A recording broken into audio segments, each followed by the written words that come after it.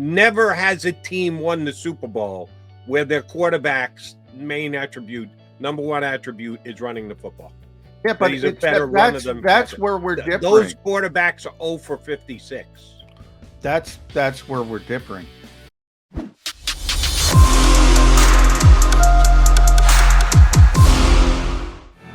He's John McMullen. I'm Jody McDonald. That makes this Mac here on Birds 365.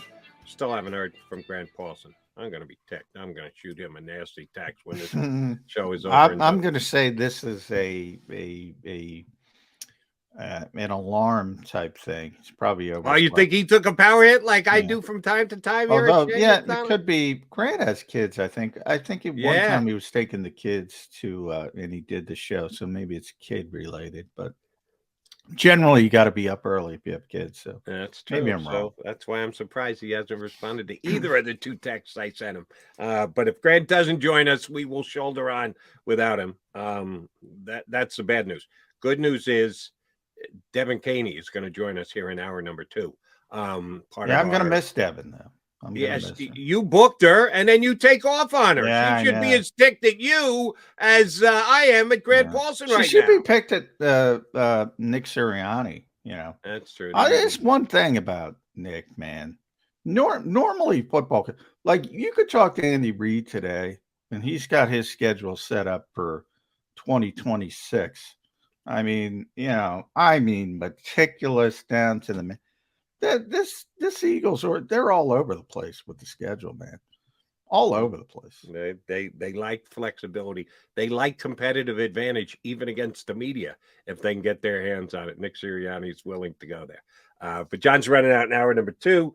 Barrett Brooks going to jump aboard with me and Devin Caney from JAKIB Sports Eagles post-game show down in AC will be hopping aboard with us. I've never had Devin on as a guest before, so I'm very much looking forward to talking to her. She's on WIP with you now too, as well. She is.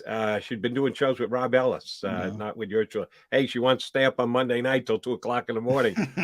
I will gladly share my mic with her. I don't know if she's willing to do just that. One thing I want to get to before we get back into talking birds here. I got to give props to one of our guys on the stream. Manny Martinez. And Manny, thanks for doing so. There are a whole bunch of recognizable names here who stream in every day and chime in on the stream as well. And we love all of you guys. I don't recognize Manny's name as much as I do the others. He makes a legit point. He's calling me on the carpet, and he's got a point to make. He said, "Stop it! Don't be a hypocrite. Carson Wentz can't put a shoulder down and try and go for an extra yard. Yet we sit here and sing the praises of Jalen Hurts when he turns the ball up the field and scores on a play that no one thought he had a chance to possibly score on the other night against the Vikings." He's right. We do. We get all excited when Jalen Hurts does. He's not right from my perspective. No, okay. That's the strength of Jalen Hurts' game. I take advantage of the quarterback I have. One of the things I've said about the Eagles, and I give Nick Sirianni credit, look, Jalen Hurts is different from a movement skill basis. Jalen Hurts is at a different level, at an elite level when it comes. We always thought so many people want to turn Jalen Hurts into this pocket quarterback, which I completely disagree with. And here we are about to enter week 3 of the NFL season. And Justin Herbert, who is my favorite young quarterback, I freely admit, my man crush on him, broken ribs, Mr. Pocket quarterback, Mr. Strong Arm, and everything about that is true. And by the way, it was a clean hit. Not a cheap hit. Clean hit. Jalen Hurts, mentioning those 2 touchdowns, great runs, both of them against Minnesota. The first week, the 17 carries. Hey, Jody, he's standing. Week 3, he's standing. He's healthy. He's ready to go. He's in the MVP race. And oh, by the way, when he did get hurt last year, he was in the pocket. Here's the one thing I will say in defense of the quasi-hypocritical stance I just took. Like I said, Carson Wentz was doing it up in the Dakotas, in the subdivision, in the league with teams that play in states that don't truly have a population. So he wasn't playing against the top flight college guys who got their name called out during the NFL draft on his given draft year. Jalen Hurts was playing first in the SEC, then in the Big 12. So he's going up against man-sized future NFL defenders on a week-in, week-out basis. Carson Wentz wasn't. So Carson's abilities and beliefs in those abilities might not have been as set for the NFL as Jalen's were. He wasn't tested running against guys who were going to eventually play in the NFL. Certainly Hurts was. That's my lone defense because, yeah, I do get more excited when Hurts does it than when Wentz well, he's did it. better at it. I mean, that to me is I take advantage of the talents of my players. The Eagles wanted correctly to turn Carson Wentz into more of a pocket passer. Carson Wentz is, especially now that the injuries have taken hold in his career, he needs to be a pocket passer. And by the way, he has been in Washington early in the season. Rarely has run the ball anymore. I think 650 of his 658 yards are passing. Different players, not even close as far as their skill set. And I'll stand by this. I've been saying this for 20 years on Sports Talk Radio. I think a quarterback who can run is a good thing. If that is in addition to his ability to pass the football. Last year for me, Jalen Hurts, quarterback throwing, quarterback running. What was Jalen Hurts better at? It was actually running. I don't think you can get to your ultimate goal, Super Bowl, win a championship, if the quarterback's number one strength is his running. If his running is a bigger strength than his passing. I would like to have a quarterback who can run, who can make plays with his leg when it breaks down. But if it's too big a part of a game, no quarterback has ever won a championship that way, with a quarterback whose number one strength is his running game. By year 2, Jalen Hurts is basically already caught up. Last year, first year starting, he was a better runner than he was a passer. Anybody want to argue that with me? You don't want to argue that with me, do you, McMullen? Well, I hear what you're saying. He's a better runner than he is a thrower, but it's not like the Eagles were using Jalen Hurts like he was Bobby Douglas, in the 1972 Bears. You might get that reference. Nobody else will, Jody, but their offense wasn't like built around Jalen Hurts' running ability. He's just really good at it. They still throw the ball more. He still threw it. He needed to get better as a passer. So I guess it kind of depends how you define it. Is he a better runner than he is a passer? He still is. He probably always will be because he's a great runner. Maybe as he gets older and loses some of that. He's a great runner. I mean, he might always be a better runner, but that doesn't mean they're going to be building the offense around quarterback keepers. So I hear what you're saying, but he's still a better runner than a thrower today. Yeah, but it's I don't even know that anymore. That he has become so much better at passing the football that it's damn close now. Last year wasn't close. This year it's close, and there may come a time in his career, maybe before the season is over, maybe 2 years down the line, maybe 4 years, where you go, all right, well, he's a passer. He runs only when necessary and only when forced to. We're not there yet, but he has made such strides, and it's 2 games in. I know, it's only 2 games. Small sample size, as Johnny Mac likes to say. But he's throwing the football very well. So. Well, he is, and, one, I'm calling a bit of an outlier, his best performance. I mean, look, I brought this up to Tone. You're well versed in the betting markets. If I told you, you got the field, so you got 15 more regular season games, Jody, 15 more. I'm going to take, you're never going to see 83.9% the rest of this season. You can have the other 15 games. What are you taking? Yeah, 83 is a big number. Yeah. You just don't do 83. Outlier. True. What I'm saying from a skill set standpoint, just from a pure trait standpoint, he is a better runner than a thrower. That doesn't mean the Eagles are going to build the offense around, like I said, quarterback draws and quarterback lead plays and quarterback power options. But from a pure skill set level, he's the second best running quarterback in the world. Is he the second best passing quarterback in the world? No. So then let me ask you this. Does that mean the Eagles, are they going to have this outlier season?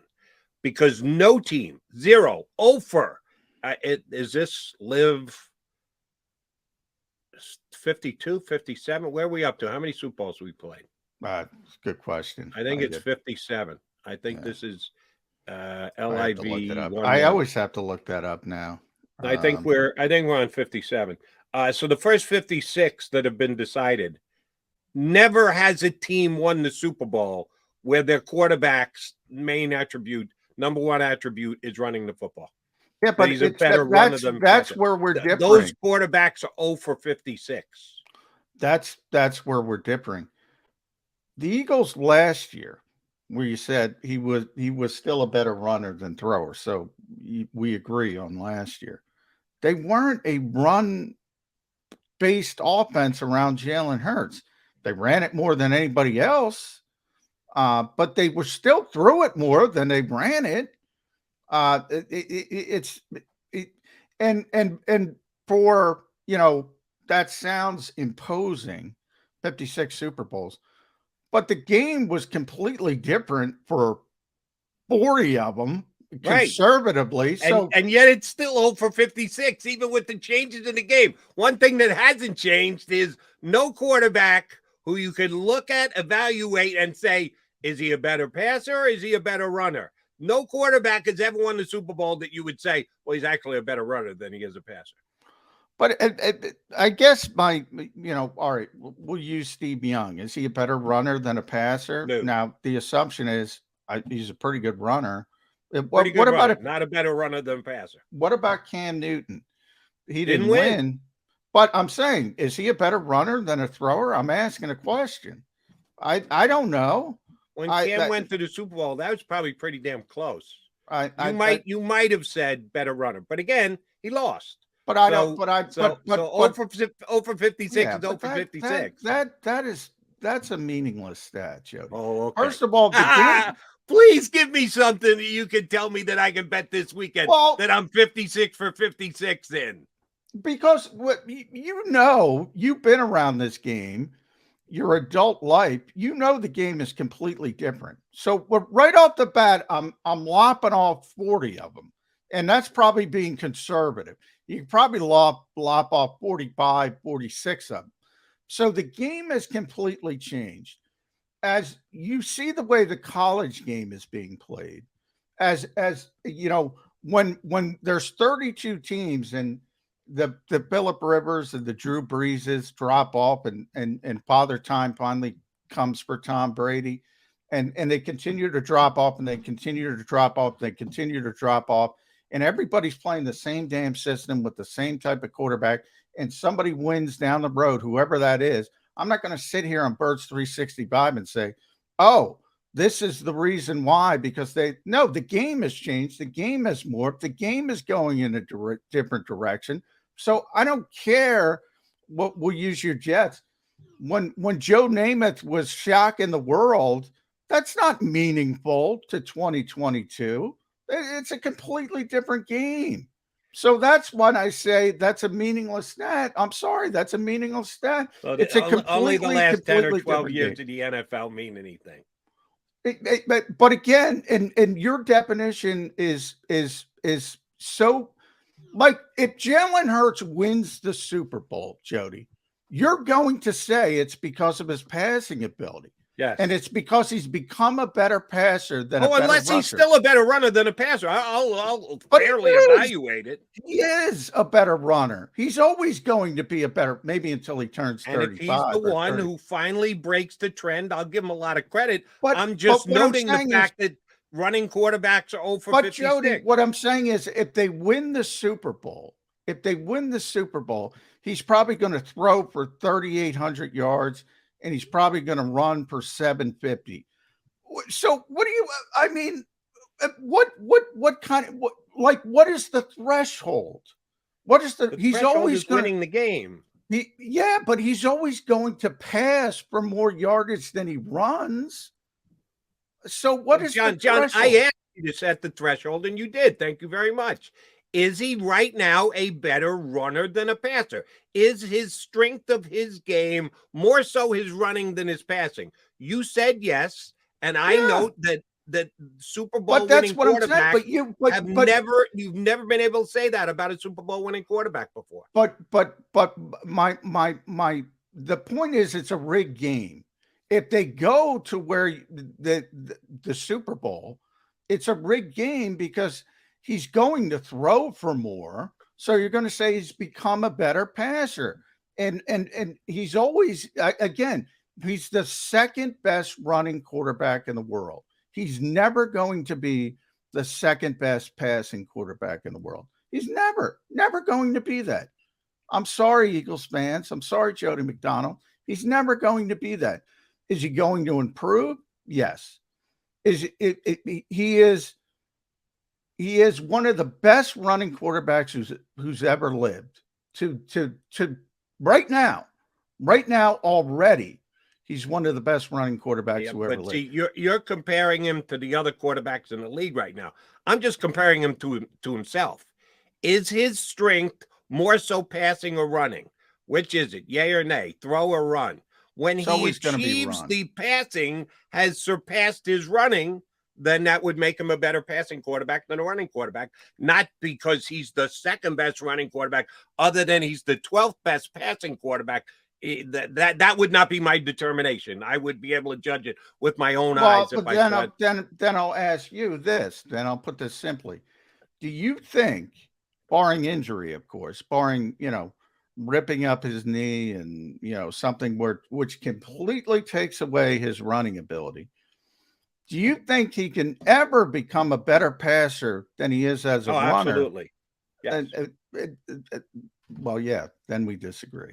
Yeah. I mean, he is one of the best who's ever lived at running the football. He's never going to reach that level as a passer. Never going to reach that level as a passer. And by the way, that means the Eagles can never win a Super Bowl, and I don't agree with that. I'll give you a guy who I would absolutely compare to Jalen Hurts in that way. Randall. When Randall came into the league, at one point, Randall was a runner. His strength was his ability to just take off and run.